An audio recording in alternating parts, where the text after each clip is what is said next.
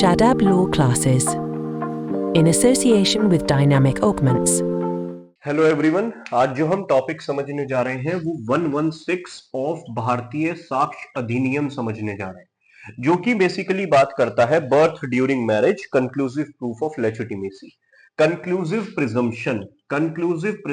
Conclusive proof का क्या मतलब है? बेसिक यहां समझते हैं सबसे पहले कि अगर किसी ने ये फैक्ट को प्रूव कर दिया तो कोर्ट जो दूसरी पार्टी को मौका भी दिया जाता है डिस्प्रूव करने का या फिर रिवर्ट करने का, वो भी अलाउ नहीं करेगा। एक बार अगर एक पार्टी ने प्रूव कर दिया, कोर्ट विल कंक्लूसिवली प्रिज्यूम कि ऐसे थी, यही चीज थी। अब 116 क्या बात कह रहा है? मान के चलिए एच और डब्ल्यू है, उनसे एक एस है, इनकी मैरिज से एक सन होता है जिसका नाम एस है। अब एच जो है वो मना कर रहा है कि एस मेरा सन नहीं है। तो अब एस इस चीज का 116 के लिए एक एस लेके आता है, एक केस या सूट ले फाइल करता है एच के अगेंस्ट और कहता है कि he is my legitimate father.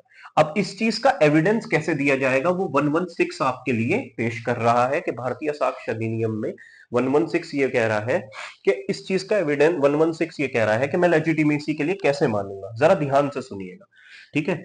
अब मान के चलिए अगर एस को प्रूव करना है तो एस को ये एविडेंस देने पड़ेंगे कि एक तो नंबर 1 कि मेरे मदर और फादर के बीच में वैलिड मैरिज थी, ठीक है।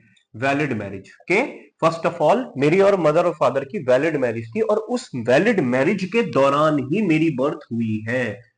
कब हुई है बर्थ? वैलिड मैरिज के दौरान। कब? वैलिड मैरिज के दौरान मेरी बर्थ हुई है। ये जो वैलिड मैरिज का पूरा है, इसी में ही मैंने बर्थ लिया है। देखिए, the fact of any person was born during the continuance of valid marriage between the mother and any man, ठीक है। अब आगे, अब ये दूसरी चीज, अगर मान के चलिए वैलिड मैरिज के दौरान नहीं हुए हैं, ठीक है एस भाई साहब, तो अब ये कह रहे हैं यहां मान के चलिए डाइवोर्स हो गया था, तो डाइवोर्स के, जरा ध्यान से सुनिएगा, डाइवोर्स के 280 डेज के अंदर अंदर एस की बर्थ हुई है। और उसके अलावा 280 डेज के साथ साथ एक चीज और चाहिए कि मदर ने रीमैरिज नहीं की है। रीमैरिज, मदर ने दोबारा शादी नहीं की है इस 280 दिन के अंदर अंदर।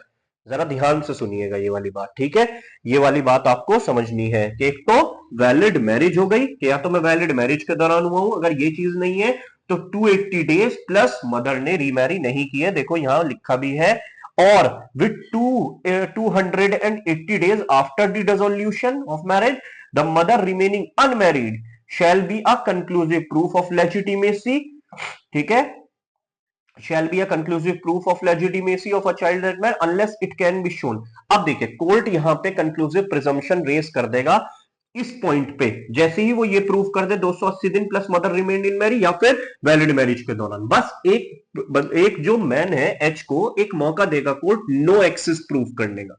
नो एक्सेस प्रूव करने का मतलब यह है कि कोर्ट ये कहेगा कि आप अपनी वाइफ से किसी भी तरीके के एक्सेस में नहीं थे, ये चीज प्रूव करो। ये चीज प्रॉपरली आपको प्रूव करनी पड़ेगी that you never had in these times, you never had an intercourse with your wife, sexual intercourse with your wife, ठीक है। कि आप कहीं भी अगर ये किसी भी तरीके का कोई एविडेंस लेके आ जाए, ठीक है, that you are one day with your wife या किसी भी तरीके का कुछ है, ठीक है, तो ये चीज प्रूव होती है। अब आप लोगों के दिमाग में एक चीज और आएगी कि सर ये वाली चीज तो डीएनए टेस्टिंग से भी प्रूव हो सकती है। डीएनए टेस्ट, बेटा याद रखिएगा, डीएनए टेस्टिंग कोर्ट जल्दी से अलाउ नहीं करता है, ठीक है। डीएनए टेस्टिंग कोर्ट जल्दी से अलाउ नहीं करता है, मगर in these matters basically court ज्यादातर जब ऐसा हो जाता है क्योंकि बच्चे की पैटर्निटी और इन सब चीजों पे बात आ रही है, लेजिटिमेसी पे बात आ रही है, तो कोर्ट डीएनए टेस्टिंग अलाउ कर देता है। वैसे कोर्ट अगर नो एक्सेस नहीं प्रूव कर पाया तो कोर्ट कंक्लूसिवली प्रिज्यूम कर लेगा। कोर्ट क्या करेगा? कंक्लूसिव प्रिजम्पशन ले लेगा, मगर इस कंक्लूसिव प्रिजम्पशन को बस डीएनए टेस्ट से ही, ठीक है, रिवर्ट किया जा सकता है। नंदलाल बड़वायक वर्सेस लता नंदलाल, वासुदेव नंदलाल बड़वायक एक केस है, ठीक है।